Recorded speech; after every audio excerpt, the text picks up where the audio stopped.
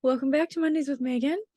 I'm going to continue my journey out of the leftist cult and into really it's sort of been kind of a wilderness. As I mentioned in the last week's episode, I had kind of reached the end of my ability to process what I thought was true, and I didn't know how to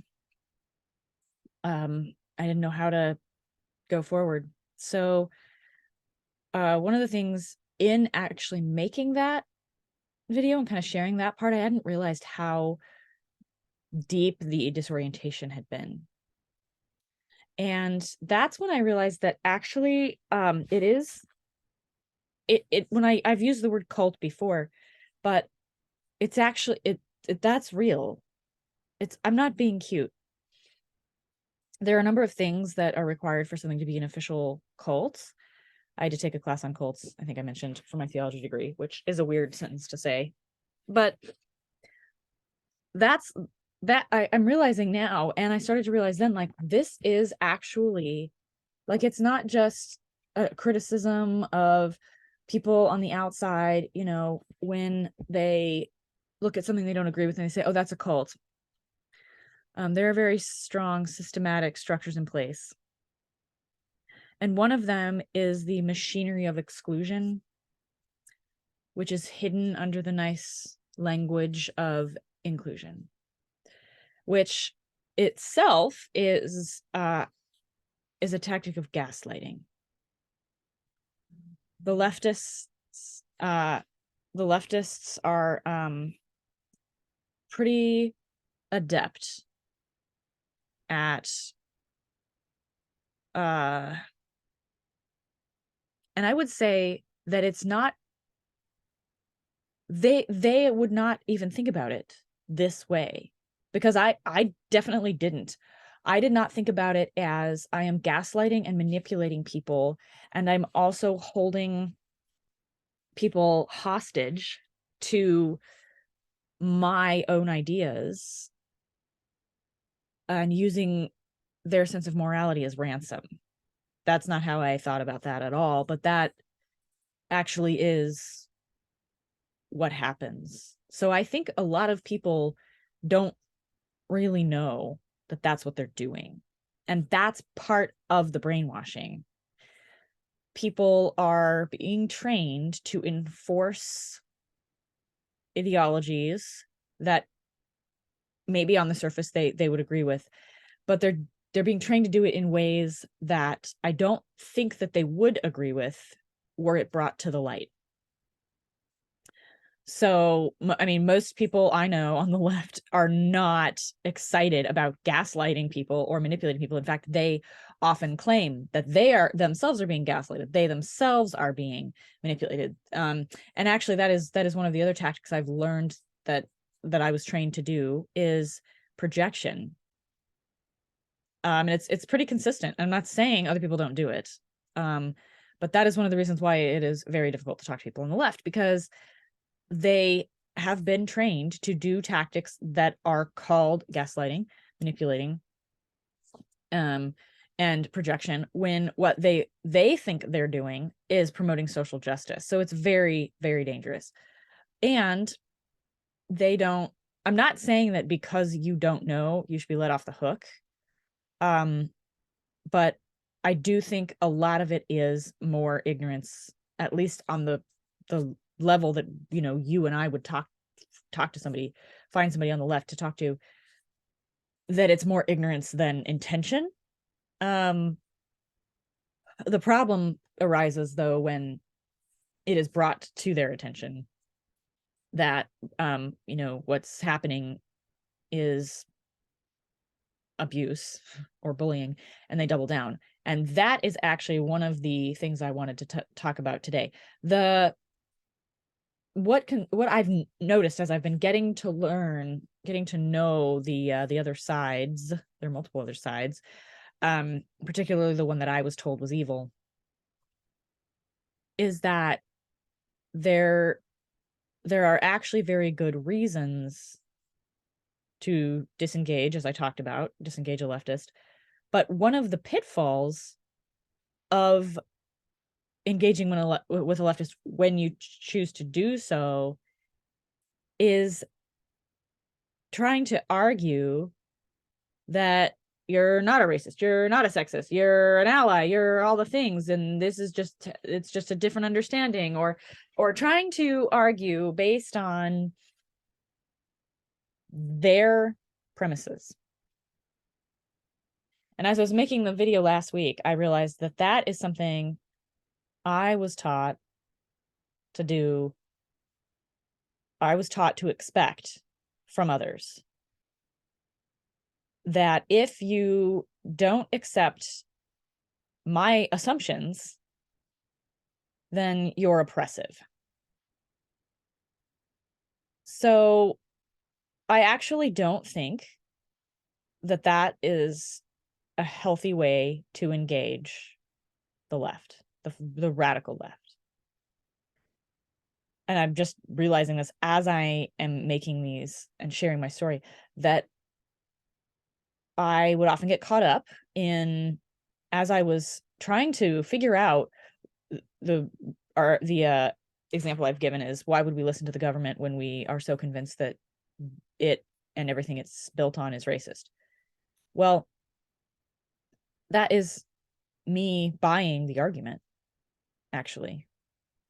And there's no law that says that I need to do that.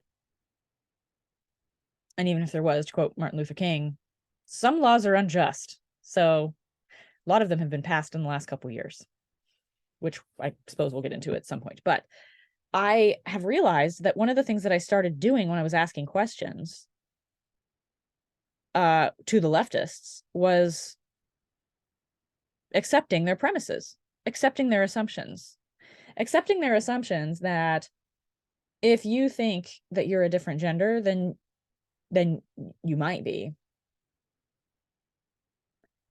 And I was arguing with, well, no, it's more the origin of those thoughts is more of a maybe more of a mental illness, maybe more of a social contagion. And instead, like I don't buy the argument. You can't, if you're biologically a man, how in the world would you know what it's like to be a woman? And I will also say that, yes, it does have to do with biology. And Justice Ketanji Brown Jackson said that in her hearing. She was asked what a woman was, and she said, I don't know, I'm not a biologist. So it does have to do with biology. Thank you very much.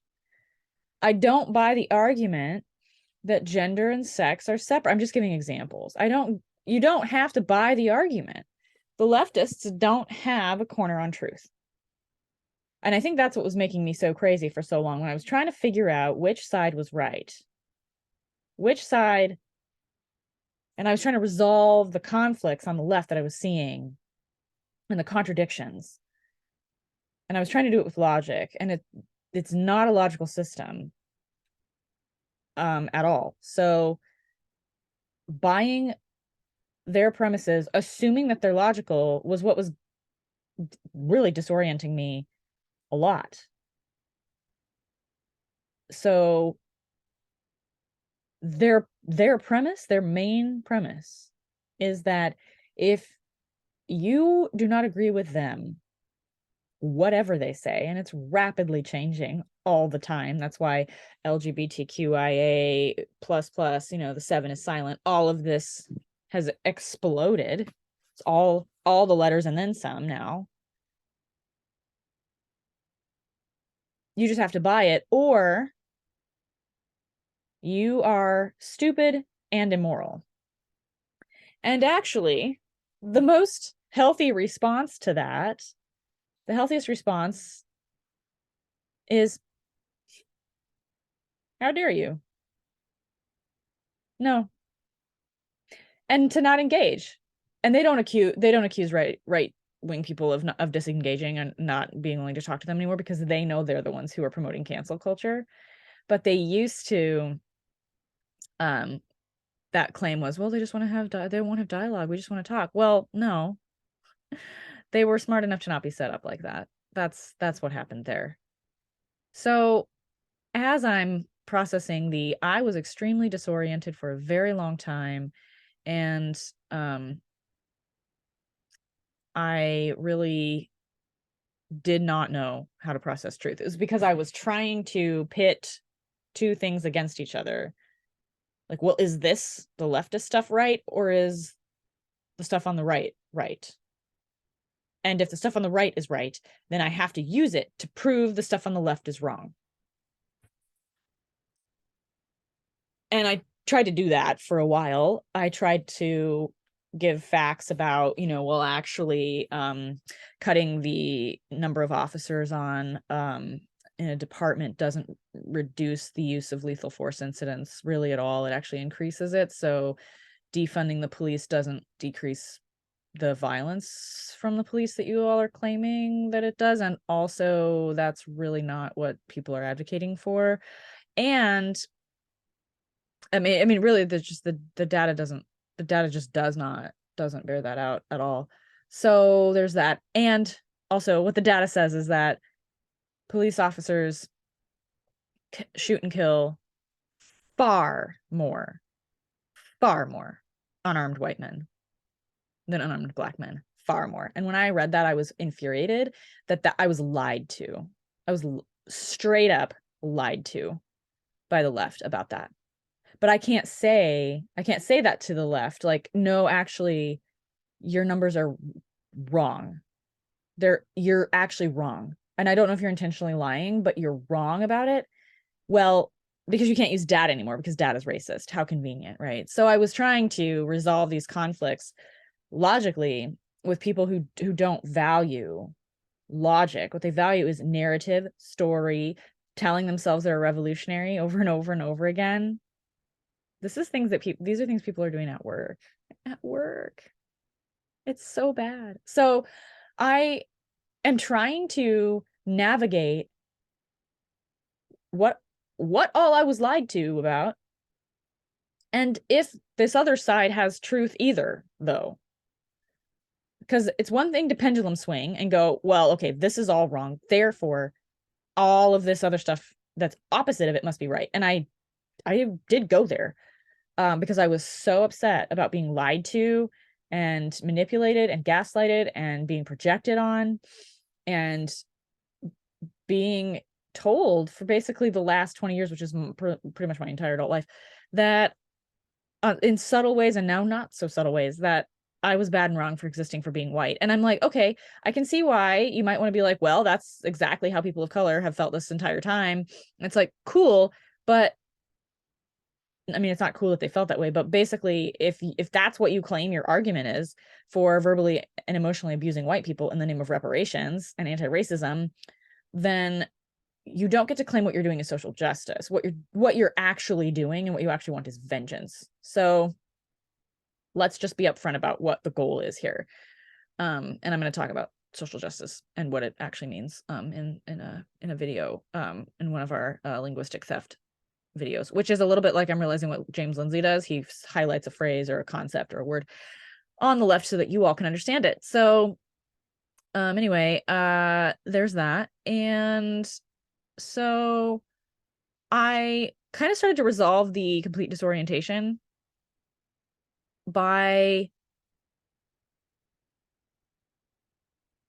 reserving judgment.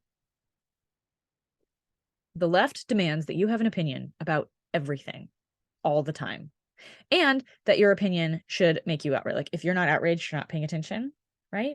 Well, that implies that not paying attention is bad. But actually, we cannot pay attention to all the things all the time, and that does not make us immoral.